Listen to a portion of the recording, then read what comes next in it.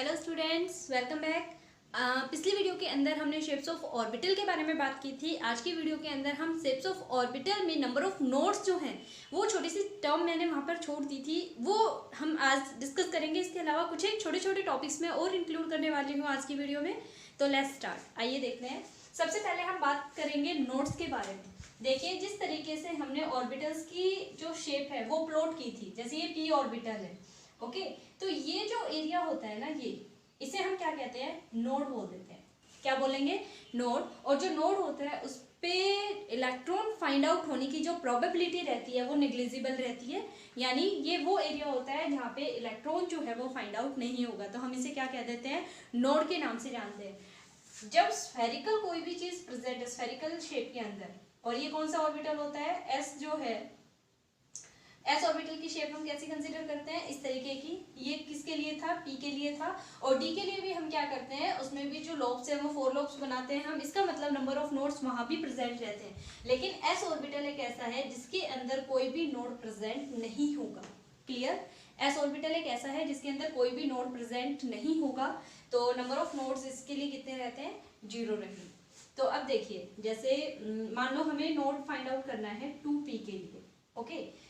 तो देखें, यहाँ पे एक फॉर्मूला होता है n minus l minus 1।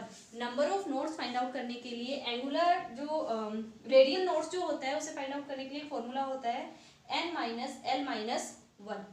n देखिए, n की वैल्यू कितनी है यहाँ पे 2, और p के लिए l की वैल्यू कितनी रहती है 0 1 2 3, ऐसे लिखते हैं s p d f। ये बात अब आपको समझ में आ गई होगी, कई बार हम बोल चुके हैं। तो p के लिए कितना रहता है, 1 रहता है इसकी वैल्यू। तो l की जगह कितनी लिख दूं मैं, 1 माइनस 1, कितना हो जाएगा total, 2 minus 2 is equal to 0। यानी 2p ऑर्बिटल के अंदर कोई भी नोड प्रेजेंट नहीं होता है। आई बात समझ में, 2p ऑर्बिटल ऐसा होता है जिसके अंदर कोई भी नोड प्रेजेंट नहीं होगा। 3p जो ऑर्बिटल है, 3p के लिए निकालेंगे तो n minus l minus 1 same करना पड़ेगा। n की वैल्यू कितनी है, यहाँ पर 3 है, p की वैल्यू कितनी रहती है 1 माइनस 1, तो 3 माइनस 2 कितना हो जाएगा 1। यानी 3p में नंबर ऑफ नोड्स कितने रहेंगे, 1 रहेगा। 4p के अंदर नंबर ऑफ नोड्स 2 हो जाएंगे, एंड सो ऑन कंटिन्यूसली। जैसे जैसे बढ़ता जाएगा वैसे वैसे जो नंबर ऑफ नोड्स हैं वो इंक्रीज होते चले जाएंगे। ऐसे ही अगर आप फाइंड आउट करना चाहते हैं तो डी के लिए भी फाइंड आउट कर सकते हैं। यानी आप ये कंसीडर करके चले कि जो स्टार्टिंग ऑर्बिटल होता है, जैसे p जो है वो 2p से स्टार्ट होता है, तो वहां पर जो नंबर ऑफ नोड्स है उसकी वैल्यू कितनी रहेगी, 0 रहेगी। उसके आगे फर्दर 3p जब आएगा तो नंबर ऑफ नोड्स की वैल्यू कितनी हो जाएगी 1। 4p आएगा तो आप इस फॉर्मूले को यूज करते जाएं, आपको पता चल जाएगा जो नंबर ऑफ नोड्स है उनकी वैल्यू बढ़ती चली जाएगी। इसी तरीके से अगर देखिए d के लिए निकालना है 3d, तो n minus l minus 1, n की वैल्यू कितनी है 3 माइनस l की वैल्यू कितनी है, d के लिए कितनी होती है 2 माइनस 1, तो 3 माइनस 3 इज इक्वल टू 0। यानी 3d के लिए भी जो नंबर ऑफ नोड्स है उनकी वैल्यू कितनी रहेगी, 0 रहेगी। अगर हम बात करें यहाँ पर 4d की, तो n minus l minus 1, 4 minus 2 minus 1, 4 minus 3 is equal to कितना हो जाएगा, सॉरी 1, ओके। तो नंबर ऑफ नोड्स 4d के लिए कितना रहेगा, 1 रहेगा। क्लियर है ना।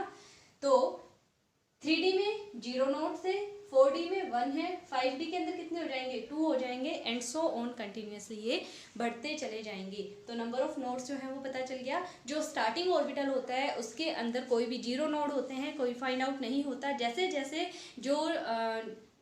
जैसे n की वैल्यू बढ़ती जाएगी, जो सबशेल है उनकी एनर्जी भी बढ़ती चली जाती है, और साथ ही साथ जो नंबर ऑफ नोड्स है उनकी वैल्यू भी इंक्रीज होती चली जाती है। तो यहाँ पर एक फॉर्मूला जो मैंने आपको बताया है ये आप अपने दिमाग में रखें।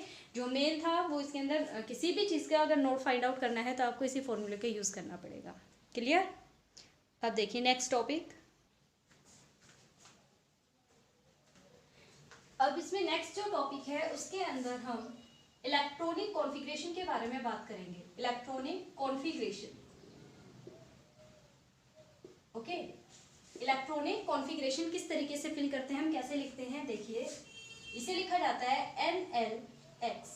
जो इलेक्ट्रॉनिक कॉन्फ़िगरेशन किसी भी चीज़ के लिए लिखेंगे उसके लिए फॉर्मूला क्या है, NLX। N क्या है, नंबर ऑफ शेल जो भी प्रेजेंट होगी। L क्या है, यहाँ पर L की वैल्यू देखिए, यहाँ पर जो सिंबल है ना वो उसी चीज़ को डिनोट करेंगे। N जो था आपका प्रिंसिपल क्वांटम नंबर था, तो उसकी वैल्यू, एल जो है एजिमुथल क्वांटम नंबर है, तो कौन सी जो शेल है उसके बारे में बात कर रहे हैं वो लिखा जाएगा, और एक्स क्या है, नंबर ऑफ इलेक्ट्रॉन कितने फिल करने हैं उसके अंदर, वो चीज़ लिखी हुई है यहाँ पर। तो जैसे मान लो हमें मैं सिंपल कंसीडर कर रही हूँ यहाँ पे, सबसे पहले हम लेते हैं हाइड्रोजन ही कंसीडर कर लेते हैं। आपने अबो प्रिंसिपल पढ़ा था, उसके अंदर हमने एक सीरीज बनाई थी कि कभी भी इलेक्ट्रॉन फिल करने हैं तो हम 1s 2s 2p इस तरीके से जो सीरीज बनाई थी हमने उसका यूज करेंगे। तो हाइड्रोजन जो है इसके अंदर कितने एटॉमिक नंबर होता है, 1। इलेक्ट्रॉनिक कॉन्फ़िगरेशन कैसे लिखेंगे, 1s। एस के अंदर मैक्सिमम कितने इलेक्ट्रॉन आ सकते हैं, 2 इलेक्ट्रॉन आ सकते हैं। देखिए एक चीज और ध्यान में रखना, जो S है इसके अंदर सिर्फ एक ऑर्बिटल होता है, जो P है इसके अंदर कितने ऑर्बिटल होते हैं, 3 होते हैं। D है इसके अंदर कितने होते हैं, 5 होते हैं। और ये चीज भी आपको बताई जा चुकी है कि एक ऑर्बिटल के अंदर 2 से ज्यादा इलेक्ट्रॉन नहीं आ सकते, 2 से कम भर सकते हैं हम, लेकिन 2 से ज्यादा नहीं भर सकते हैं। तो S के अंदर ऑर्बिटल 1 होता है, तो मैक्सिमम जो इलेक्ट्रॉन है वो कितने आ सकते हैं, 2 आ सकते हैं। P के अंदर ऑर्बिटल कितने होते हैं, 3 होते हैं। 3 के अंदर मैक्सिमम इलेक्ट्रॉन कितने आ सकते हैं, टोटल 6 आ सकते हैं। 6 से कम कितने भी हों उससे कोई दिक्कत नहीं है। तो टोटल P में कितने आ सकते हैं, 6 आ सकते हैं। S में मैक्सिमम कितने आ सकते हैं, 2 आ सकते हैं। D में कितने आएंगे, 1 2 3 4 5 6 7 8 9 10। ओके, तो टोटल इलेक्ट्रॉन कितने आ सकते हैं, इसमें 10 आ सकते हैं D के अंदर। इसी तरीके से F के अंदर 7 ऑर्बिटल्स बनेंगे और टोटल नंबर ऑफ इलेक्ट्रॉन कितना हो जाएगा, 14 हो जाएगा। तो आप ये मैक्सिमम कितने इलेक्ट्रॉन भरने हैं कौन सी सेल के अंदर, ये आपको पता होना चाहिए। ठीक है, तो ये ध्यान में रखना पड़ेगा। अब देखिए जो हाइड्रोजन है इसका एटॉमिक नंबर होता है 1, तो हम सिर्फ कैसे लिखेंगे इसका configuration, 1s। Total number of electron कितने हैं, 1, तो इसमें 1 लिख दिया। अब और इलेक्ट्रॉन है ही नहीं तो हम इसमें 2 कहाँ से दिखाएंगे, S के अंदर मैक्सिमम 2 आ सकते हैं ना इलेक्ट्रॉन्स, लेकिन हमारे पास टोटल इलेक्ट्रॉन ही 1 है तो हम 1 ही दिखाएंगे। फिर देखिए जैसे हीलियम है कितना होता है, 2, कैसे लिखेंगे, 1s2। लिथियम 3 होता है, 1s2 2s1। ये जो सीरीज है 1s 2s 2p 3s 3p, ये वाली आउबो प्रिंसिपल के अंदर आपको बताई गई है, वहां से आपको याद करनी पड़ेगी। नंबर ऑफ इलेक्ट्रॉन्स जो है वो कैसे फिल करने हैं, आप ये देखिए S के अंदर 2 से ज्यादा इलेक्ट्रॉन नहीं आ सकते हैं, और टोटल नंबर ऑफ इलेक्ट्रॉन यहाँ कितने भरने हैं, हमें 3 भरने हैं। तो S में कितने आ गए, शुरू में 2 आ गए, 2s में कितना आएगा, इलेक्ट्रॉन ही हमारे पास टोटल 3 थे, 2 यहाँ भर दिए, तो कितना बचा, सिर्फ 1 बच रहा है, तो वो यहाँ पे लिख देंगे।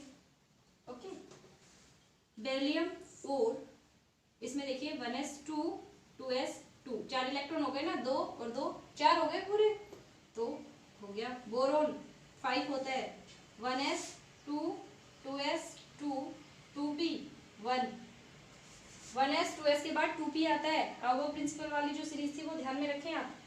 टोटल इलेक्ट्रॉन कितने भरने हैं हमें, 5 भरने हैं, क्योंकि 5 इसका एटॉमिक नंबर होता है।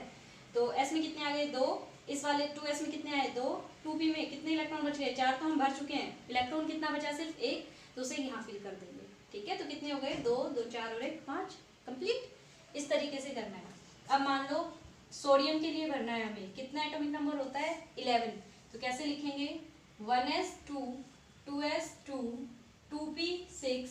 Total number of electron count करते जाए, यहाँ पे कितने हो गए, तो देखिए 2 तो 4 और 6 10, 3s आता है इसके बाद। अब 10 इलेक्ट्रॉन भर चुके हैं, टोटल हमें भरने कितने थे, 11, तो कितना इलेक्ट्रॉन बचा हुआ है, 1 यहाँ पे आ जाएगा। ये सोडियम का इलेक्ट्रॉनिक कॉन्फ़िगरेशन हो गया। इसी तरीके से अगर मान लो हमें लिखना है स्कैंडियम का, कितना होता है एटॉमिक नंबर इसका, 21, 1s2 2s2 2p6 3s2 3p6 4s2 3d। अब देखो यहाँ पे 21 इलेक्ट्रॉन फिल करने थे, 2 2 4 और 6 10 और 2 12 और 6 18 और 2 20, कितने इलेक्ट्रॉन बचाए, सिर्फ 1, यानी डी के अंदर 3d में कितने इलेक्ट्रॉन आएगा, सिर्फ 1 इलेक्ट्रॉन आएगा। इलेक्ट्रॉनिक कॉन्फ़िगरेशन कंप्लीट हो गया इसका। स्कैंडियम के लिए पूरी सीरीज हम बनाएंगे। अब देखो एक चीज का ध्यान रखना था हमें 21 इलेक्ट्रॉन भरने हैं टोटल। एस के अंदर 2 से ज्यादा आ नहीं सकते, 2 2 4। पी के अंदर टोटल मैक्सिमम कितने भर सकते हैं हम, 6 भर सकते हैं, तो 6 10 हो गए। फिर एस के अंदर फिर से 2 भरने पड़ेंगे, पी के अंदर 6, एस के अंदर 2।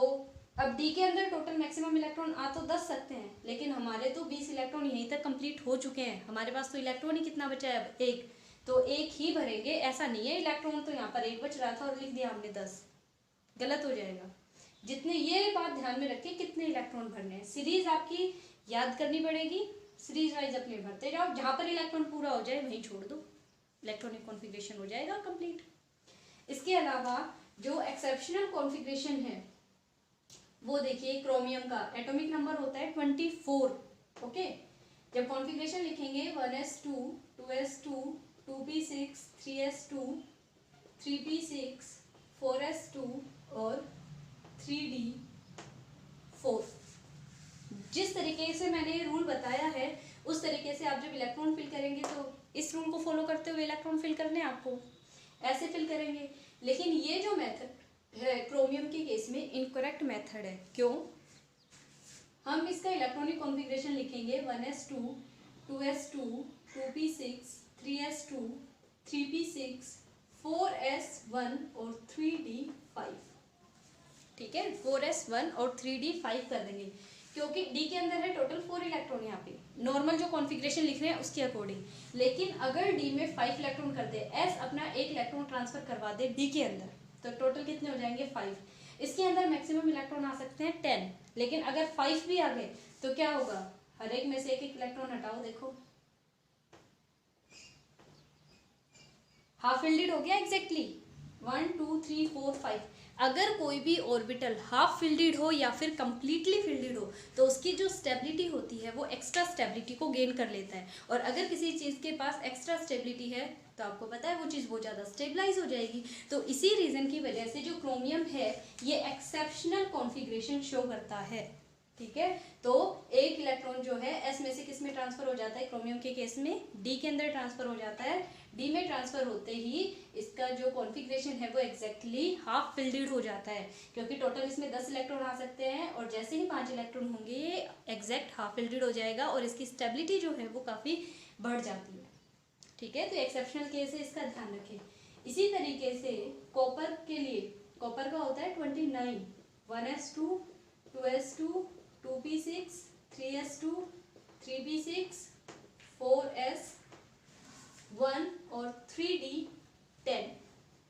मैंने डायरेक्ट जो करेक्ट वाला मेथड है वही लिख दिया है यहाँ पर। ये दोनों एक्सेप्शनल हैं और बहुत ज़्यादा इंपॉर्टेंट कॉन्फ़िगरेशन है, बहुत पूछा जाता है। यहाँ बढ़ते तो क्या 29 इलेक्ट्रॉन बनने थे, 4s2 और 3d9 करना चाहिए था हमें यहाँ पे। ठीक है, लेकिन डी के कॉन्फ़िगरेशन को फुल्ली फिल्डेड होने के लिए सिर्फ 1 इलेक्ट्रॉन की कमी पड़ रही थी, और अगर हम यहाँ से एस से 1 इलेक्ट्रॉन इसमें ट्रांसफर करवा देते तो डी का कॉन्फ़िगरेशन कितना हो जाता है 3d10। और फुल्ली फिल्डेड कॉन्फ़िगरेशन के अंदर जो भी एलिमेंट होता है वो हाईली स्टेबलाइज होता है। हम इसका सिर्फ आउटरमोस्ट कॉन्फ़िगरेशन देखते हैं, इनको नहीं देखेंगे, सिर्फ लास्ट वाले का देखते हैं। तो हाईली स्टेबलाइज होने की वजह से इसकी जो स्टेबिलिटी है वो बढ़ जाती है फुली फिल्डेड कॉन्फ़िगरेशन आने की वजह से। तो इस तरीके से जो कॉन्फ़िगरेशन है वो लिखा जाता है। आप मुझे कॉन्फ़िगरेशन लिख के दिखाएंगे। मैग्नीज का एटॉमिक नंबर होता है इसका 25, तो ये कॉन्फ़िगरेशन आप मुझे कमेंट करके बताएं। और इसके अलावा आप बताएंगे नाइट्रोजन का एटॉमिक नंबर होता है इसका 7 और नियोन एटॉमिक नंबर होता है इसका 10।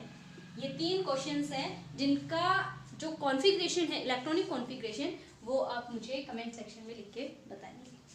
ओके, इसमें देखिए एक छोटी सी चीज़ और इंक्लूड कर देते हैं। अब देखिए इसमें जो लास्ट टॉपिक है वो आपका है exchange energy. Exchange energy, okay, exchange energy जो है ये भी अपने आप में काफ़ी इंटरेस्टिंग है।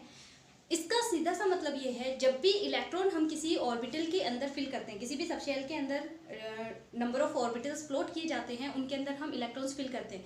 अगर इलेक्ट्रॉन सिंगली यानी सिर्फ पैरेलल स्पिन के अंदर प्रेजेंट है, सिंगली ऑक्यूपाइड है, तो उस टाइम के ऊपर वो अपनी पोजीशन को एक्सचेंज, देखिए यहाँ पर एक्सचेंज वर्ड जो है ना वही आपको बताएगा कि वो अपनी पोजीशन को एक्सचेंज कर सकते हैं। किस तरीके से, जैसे मान लो हमारे पास D4 कॉन्फ़िगरेशन है किसी चीज़ का, तो डी के अंदर टोटल नंबर ऑफ ऑर्बिटल कितने बनाने होते हैं हमें 5 ऑर्बिटल्स बनेंगे।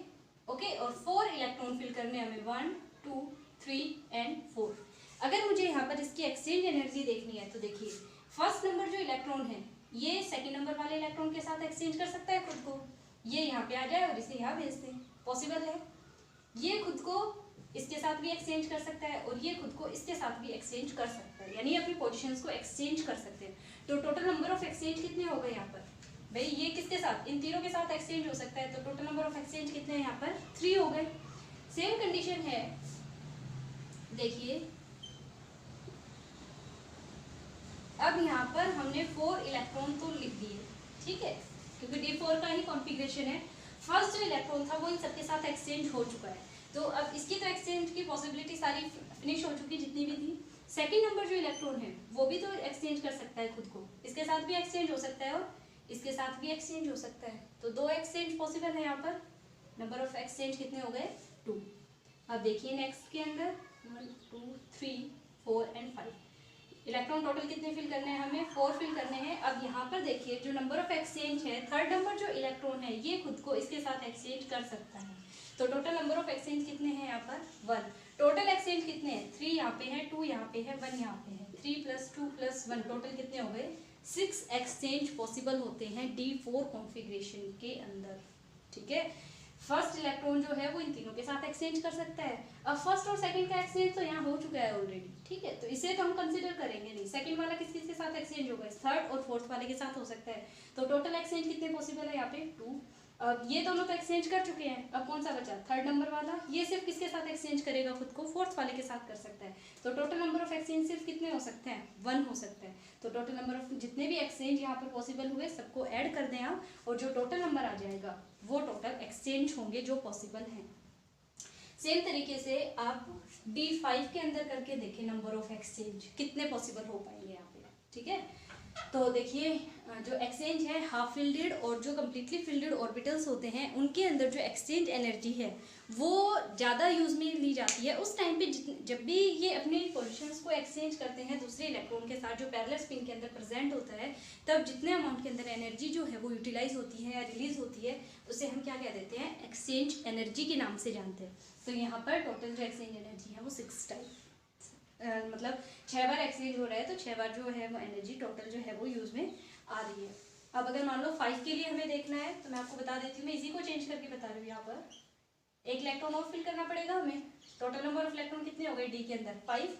अब ये कितने इन सब के साथ एक्सचेंज कर सकता है, एक एक्सचेंज और पॉसिबल है यहाँ पर, तो टोटल नंबर ऑफ एक्सचेंज कितने हो गए, ये इसके साथ भी कर सकता है 1 2 3 और 4, टोटल एक्सचेंज कितने कर सकता है ये 4 कर सकता है, तो 4 एक्सचेंज हो गए। अब सेकंड नंबर इलेक्ट्रॉन कितने एक्सचेंज कर सकता है 1 2 3, इन तीनों के साथ कर सकता है भाई, ये तो सबके साथ कर ही चुका है खुद को एक्सचेंज, और फर्स्ट नंबर वाले को तो कंसीडर करेंगे नहीं, तो जो सेकंड नंबर का है वो फर्दर इन तीनों के साथ खुद को एक्सचेंज कर सकता है, तो टोटल नंबर ऑफ एक्सचेंज कितने हो गए यहाँ पर 3। अब लास्ट, ये लास्ट तो नहीं है खैर, तो यहाँ पे देखिए कितने एक्सचेंज पॉसिबल है 2, क्योंकि इसके इधर कितने इलेक्ट्रॉन बचे हुए हैं 2 बचे हुए हैं, तो 2 एक्सचेंज पॉसिबल है, 2 यहाँ पे हो गया।